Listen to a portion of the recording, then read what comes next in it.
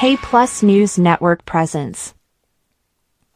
Metre రీడర్లకు ESCO account ద్వారా జీతాలు చెల్లించాలి. ఏఐటీయూసీ అనుబంధ విద్యుత్ మీటర్ రీడర్స్ యూనియన్ డిమాండ్. విద్యుత్ రంగంలోని మీటర్ రీడర్స్కు ఎస్కో అకౌంట్ ద్వారా జీతాలు చెల్లించాలని ఏఐటీయూసీ అనుబంధ ఆంధ్రప్రదేశ్ విద్యుత్ మీటర్ రీడర్స్ యూనియన్ కడప నగరంలో విద్యుత్ సూపరింటెండెంట్ ఇంజనీర్ వారి కార్యాలయం ముందు ధర్నా నిర్వహించారు. ఈ సందర్భంగా ఆ యూనియన్ రాష్ట్ర ప్రధాన కార్యదర్శి ఎం బాలకాశి, ఏఐటీయూసీ జిల్లా కార్యదర్శి నాగసుబ్బారెడ్డి సంయుక్తంగా మీడియాతో మాట్లాడుతూ విద్యుత్ సంస్థలను నమ్ముకొని గత 20 సంవత్సరాలుగా పనిచేస్తున్న మీటర్ రీడర్స్కు సెప్టెంబర్ 2024 నుండి ఎస్కో అకౌంట్ ద్వారా జీతాలు చెల్లించాలని చైర్మన్ అండ్ మేనేజింగ్ డైరెక్టర్ వారి ఉత్తర్వులు అమలు చేయాలని అన్నారు. ప్రతి జిల్లాలో కూడా అమలయ్యేలా తక్షణమే చర్యలు తీసుకోవాలని పలుమార్లు అధికారులకు వినతి పత్రం ద్వారా తెలియజేశామని, అయినప్పటికీ ఏమాత్రం చలనం లేదని విమర్శించారు. మీటర్ రీడర్స్ కు ఉద్యోగ భద్రత కల్పించి సంస్థలో ప్రత్యామ్నాయ ఉపాధి కల్పించాలన్నారు. బిల్డింగ్ సంబంధించినటువంటి మొబైల్ డివైస్ ను కాంట్రాక్టర్లకు ఇచ్చే విధంగా చర్యలు తీసుకోవాలని అన్నారు. మీటర్ రీడర్స్లపై మానసికంగా, శారీరకంగా ఒత్తిళ్లకు గురి చేస్తున్న అధికారులపై చర్యలు తీసుకోవాలన్నారు. కార్యక్రమంలో ఏఐటీయూసీ జిల్లా అధ్యక్షులు వేణుగోపాల్, బాదుల్లా, మద్దిలేటి నాయకత్వం వహించగా అధ్యక్ష కార్యదర్శులు గఫూర్, కిరణ్, విద్యుత్ మీటర్ రీడర్స్ పాల్గొన్నారు.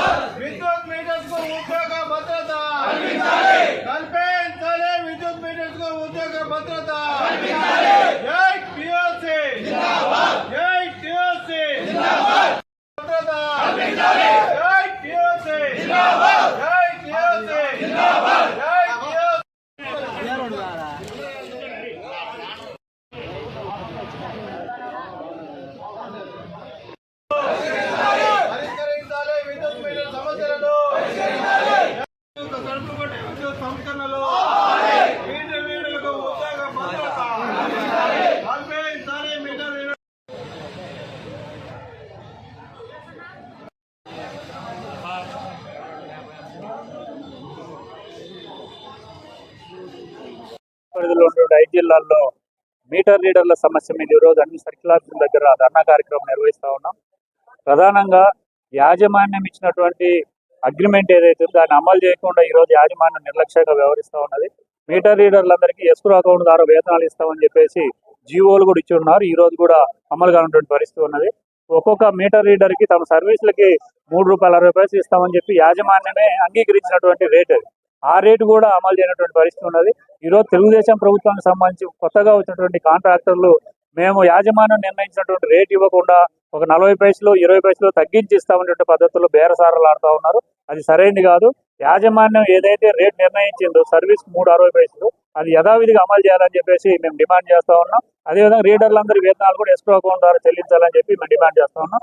ఈరోజు రాష్ట్ర వ్యాప్తంగా కూడా స్మార్ట్ మీటర్లు, ప్రీపెయిడ్ మీటర్లు వస్తూ ఉన్నాయి. స్మార్ట్ మీటర్లు, ప్రీపెయిడ్ మీటర్లు వచ్చిన తర్వాత రీడర్ల ఉపాధి పోయేటువంటి పరిస్థితి ఉంది.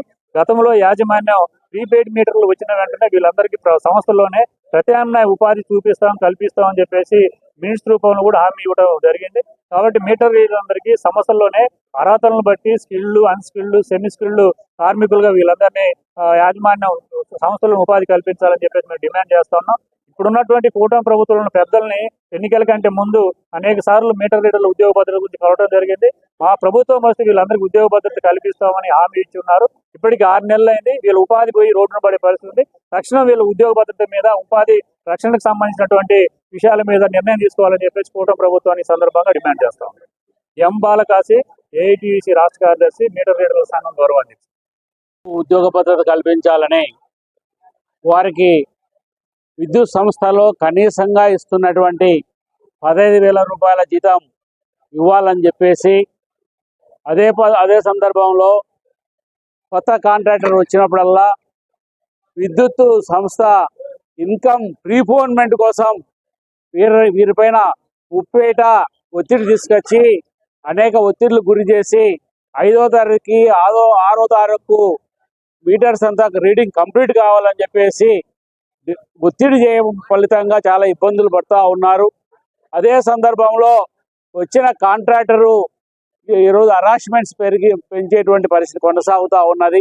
అంటే కాంట్రాక్టర్ మారినప్పుడల్లా, ప్రభుత్వాలు మారినప్పుడల్లా ఈరోజు మీటర్ రీడర్స్ పరిస్థితి అగమ్య గోచరంగా తయారైంది.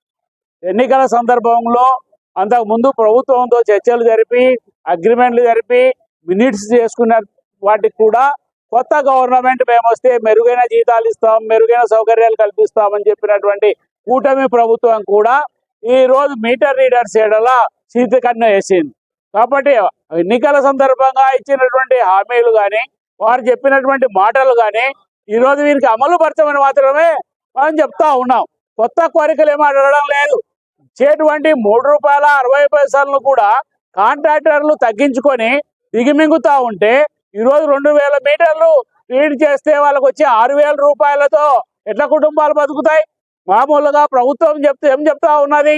నేషనల్ శాంపుల్ సర్వే డిపార్ట్మెంట్ ఏం చెప్తా ఉన్నది?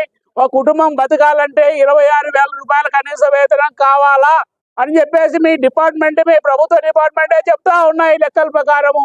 మేము అడిగే ₹26,000 కూడా అడగడం లేదు. కనీసం విద్యుత్ సంస్థల్లో కనీసంగా ఇస్తున్నటువంటి ₹15,000 మాత్రమే అడుగుతా ఉన్నాం. మళ్ళా ఏమన్నా అడిగితే మాట్లాడితే తీసేసేటువంటి సంస్కృతి ఎక్కడి నుంచి వచ్చింది? అసలు మామూలుగా ప్రిన్సిపల్ ఎంప్లాయరు పనిచేసేటువంటి వాళ్ళేడలా అసంతృప్తి అలిబుచ్చి లేకపోతే కంప్లైంట్ చేస్తే తీసేయాల. ఈరోజు కాంట్రాక్టర్లు వాళ్ళు ఇష్టం వచ్చినట్టు తీసేసేటువంటి అధికారం లేదు. ప్రిన్సిపల్ ఎంప్లాయర్ సాటిస్ఫై అయినప్పుడు కాంట్రాక్టర్ మారినప్పుడల్లా 50,000, 60,000, ₹1,00,000 కమిషన్ల కోసం అవి తీసుకొని ఆల్రెడీ 10 సంవత్సరాలు 15 సంవత్సరాలుగా పనిచేస్తున్నటువంటి మీటర్ రీడర్లను తీసేయడం అనేటువంటిది ఎంత దుర్మార్గం! ఏం కావాలో వాళ్ళు బతికితారు. 10 ఏళ్ళు 5 ఏళ్ళు ధర ఉత్త వయసునంతా కూడా దీన్ని ఖర్చు పెట్టి దీంట్లోనే పనిచేసి ఈ రోజు ఉన్నట్లుండి నీళ్ళల్లోంచి చేపను బయట వేసినట్టు వేస్తే వాడు ఎట్ట బతుకుతాడు? కాబట్టి ఇంత ఎక్స్పీరియన్స్డ్ కలిగినటువంటి వాళ్ళు మా వాళ్ళు మీటర్ రీడర్స్ అనేక సంవత్సరాలుగా ఎక్స్పీరియన్స్ కలిగింది. లైన్ల పైన ఎక్స్పీరియన్స్ ఉంది, మీటర్ల పైన ఎక్స్పీరియన్స్ ఉంది, ఈ లోడ్ పైన ఎక్స్పీరియన్స్ ఉంది. అన్ని రకాల ఎక్స్పీరియన్స్ కలిగినటువంటి వీరిని సంస్థలో విలీనం చేసుకుంటామని చెప్పినటువంటి వాగ్దానం ఏమైంది? ఈ ఎన్నికల సందర్భంగా మేం